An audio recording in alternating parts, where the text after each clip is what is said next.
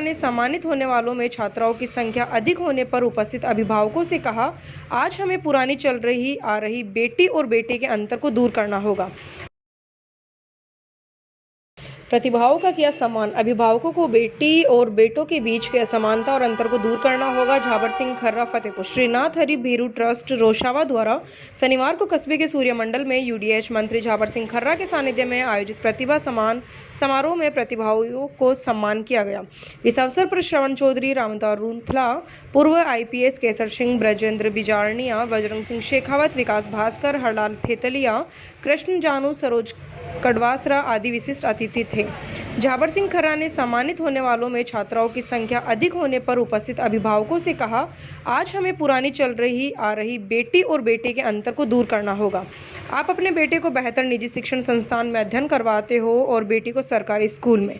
अब यह परंपरा को बदलना होगा। आज बेटों से अधिक परिवार का नाम रोशन कर रही है, अतः अब से हमें बेटियों के लालन पालन शिक्षा में किसी भी तरह का भेदभाव नहीं करना होगा। उन्होंने असफल विद्यार्थियों से कहा कि वे निराश ना हो और अधिक मेहनत करें।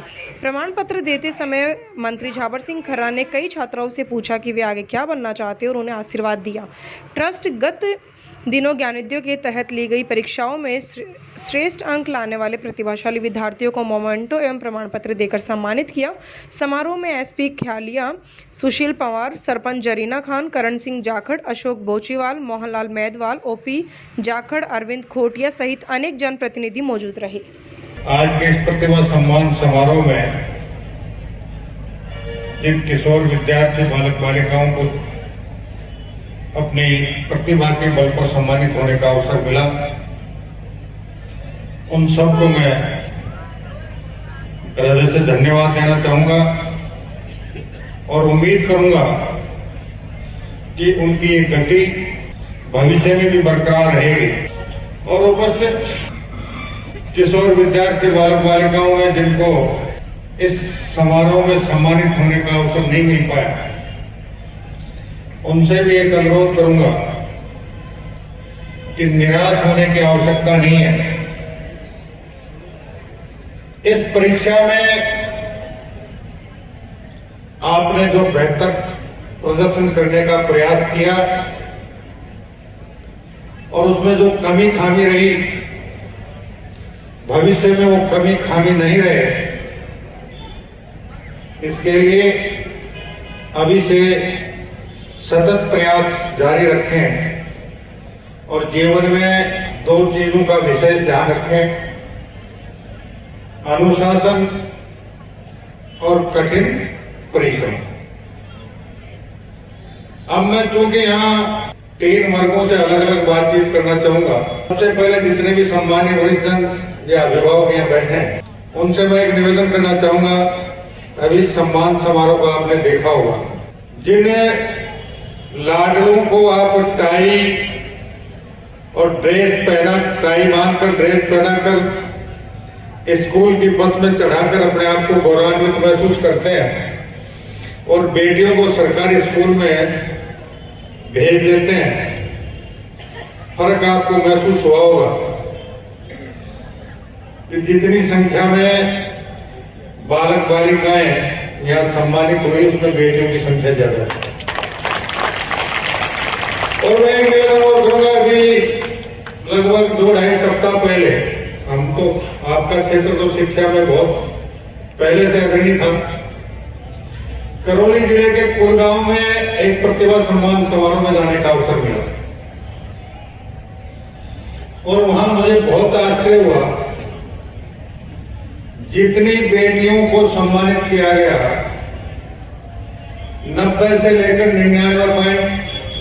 99% तक नंबर प्राप्त करने वाली 10वीं और 12वीं की वाली बेटियां थी। और जितने लड़के सम्मानित हुए वो 75 से लेकर 85% वाले थे। तो दशकों से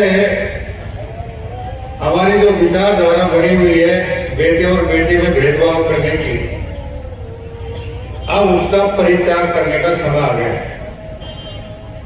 दोनों को समान रूप से आगे बढ़ने का अवसर मिलना चाहिए और उसके लिए उनके लालन पालन से लेकर शिक्षा दीक्षा तक किसी भी प्रकार का उनमें भेदभाव नहीं करना चाहिए।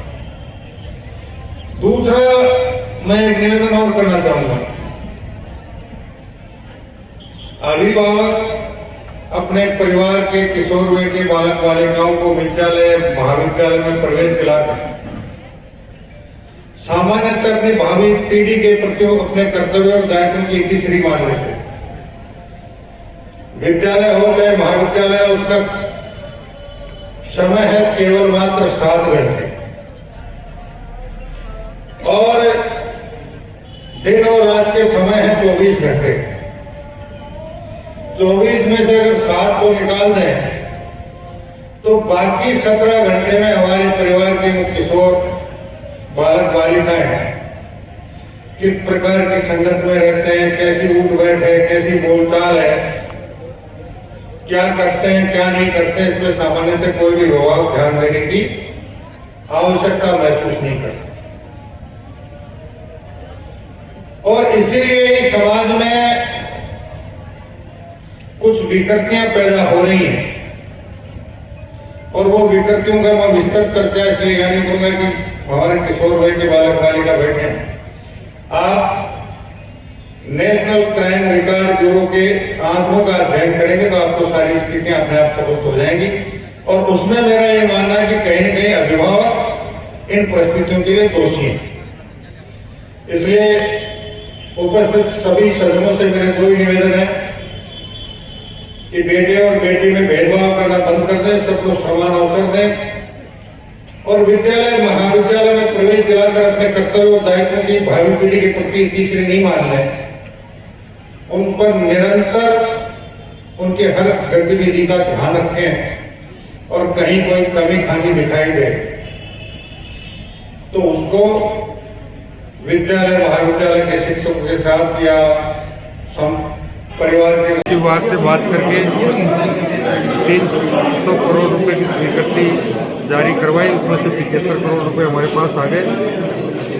कल कंपनी के साथ हमारे निदेशक की वार्ता हो चुकी है और उसको भुगतान करके या तो वो सारी जितने भी स्ट्रीट लाइटें उसने लगाई थी उनको ठीक करेगा, वरना उसके भुगतान में से काट के किसी नए आदमी से जो समस्याएं संबंधित को निर्देश दे दिए, अधिकांश का निराकरण हो चुका है, बाकी की समय के साथ निराकरण। आप सभी से अनुरोध करता हूं कि आप सभी मंच पर पधारे, आप सभी मंच पर पधारे। वीरेंद्र मोदी जिंदाबाद, सर्वण चौधरी जिंदाबाद। माल्यार्पण के हमारे शहर मंडल अध्यक्ष रामोदार जी रूठला, फतेहपुर देहात मंडल कैलाश जी गुलेरी, राम सीसर मंडल अध्यक्ष विकास जी भास्कर से, रामगढ़ देहात मंडल पूर्ण सिंह जी और रामगढ़ शहर मंडल के अध्यक्ष